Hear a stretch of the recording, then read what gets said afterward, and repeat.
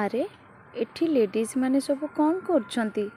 ଚାଲନ୍ତୁ ଆମେ ଜାଣିବା ଏଠି ଲେଡ଼ିଜ୍ ମାନେ କ'ଣ କରୁଛନ୍ତି ସବୁ। ହ୍ୟାଲୋ ଫ୍ରେଣ୍ଡସ୍, ୱେଲକମ୍ ବ୍ୟାକ୍ ମାଇ ୟୁଟ୍ୟୁବ୍ ଚ୍ୟାନେଲ୍। ଆଜି ଆମେ ବୁଲିବାକୁ ଯିବା ପଞ୍ଚୁ ପାଣ୍ଡବ ଗୁମ୍ଫା।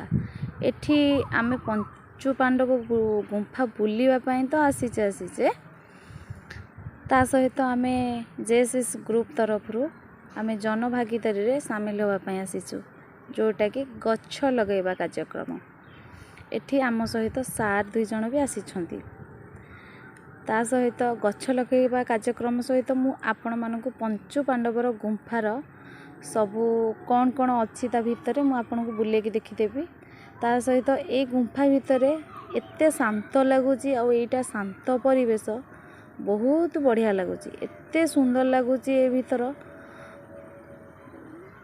ମାନେ କହିବି ହେଉନି।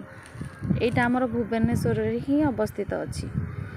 ଏଠି ଦେଖନ୍ତୁ ବେଶୀ ତ କିଛି ନାହିଁ, କେବଳ 2ଟି ଗୁମ୍ଫା ଅଛି। ଏଠି ଦେଖନ୍ତୁ ଗୋଟେ ଗୁମ୍ଫା ଭିତରେ କ'ଣ ଅଛି ମୁଁ କହିପାରୁନି। ଏଠି ତାଲା ପଡ଼ିଛି, ଦେଖି ନିଅନ୍ତୁ। ନଚେତ୍ ମୁଁ ଆପଣମାନଙ୍କୁ ଭିତରେ କ'ଣ ଅଛି ବୁଲେଇକି ଦେଖି ପାରିଥାନ୍ତି। ତାଲା ତ ପଡ଼ିଛି ନା, ଆମେ ସେ ଭିତରକୁ ଯାଇପାରିବାନି। ଛାଡ଼ି ଦିଅନ୍ତୁ ସେସବୁ କଥା। ଆମେ ଗୁମ୍ଫାର ସବୁ ଜିନିଷ କେମିତି କେତେ ସୁନ୍ଦର ଲାଗୁଛି, କେତେ ଶାନ୍ତ ପରିବେଶ ସେଇଟା ମୁଁ ଆପଣମାନଙ୍କୁ ବୁଲେଇକି ଦେଖେଇ ଦେଉଛି। ଆଉ ରହିଲା ଏଠି ଆପଣମାନେ ଚାହିଁଲେ ବି କୌଣସି ଅକେଜନରେ ଆସିକି ଭୋଜି ବି କରିପାରିବେ, ବହୁତ ବଢ଼ିଆ ଲାଗିବ। ଆପଣମାନଙ୍କୁ ମୁଁ ଗୋଟେ କଥା କହି ରଖୁଛି, ସବୁ ଲେଡ଼ିଜ୍ ମାନଙ୍କ ପାଇଁ ଏ କଥାଟି। ଆମ ଜେଏସ୍ଏସ୍ ଗ୍ରୁପ୍ ତରଫରୁ ଆପଣମାନେ ଯଦି ଚାହିଁବେ ଏଠି ଆସିକି ସାମିଲ ହେଇପାରିବେ, ଗ୍ରୁପ୍ରେ ଭାଗ ନେଇପାରିବେ।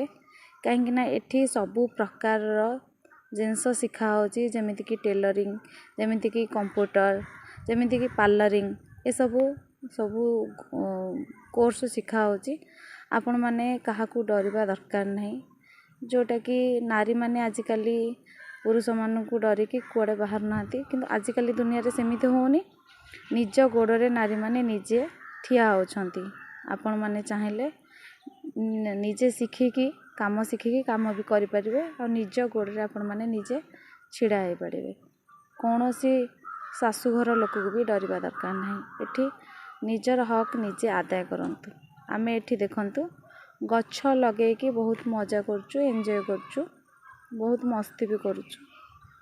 ଆମକୁ ଏଠି ଦେଖନ୍ତୁ ସାର୍ କହୁଛନ୍ତି ଗ୍ରୁପ୍ ହେଇକି ଛିଡ଼ା ହେଇଯାଅ, ଫଟୋ ଉଠା ହେବ। ଆମେ ଏଠି ଗ୍ରୁପ୍ ହେଇକି ଛିଡ଼ା ହେଇଯାଉଛୁ ଫଟୋ ଉଠାଇବା ପାଇଁ। ଆପଣମାନଙ୍କୁ ଯଦି ଏଇ ଭିଡ଼ିଓଟି ଭଲ ଲାଗିଥିବେ ତାହେଲେ ଲାଇକ୍, ସେୟାର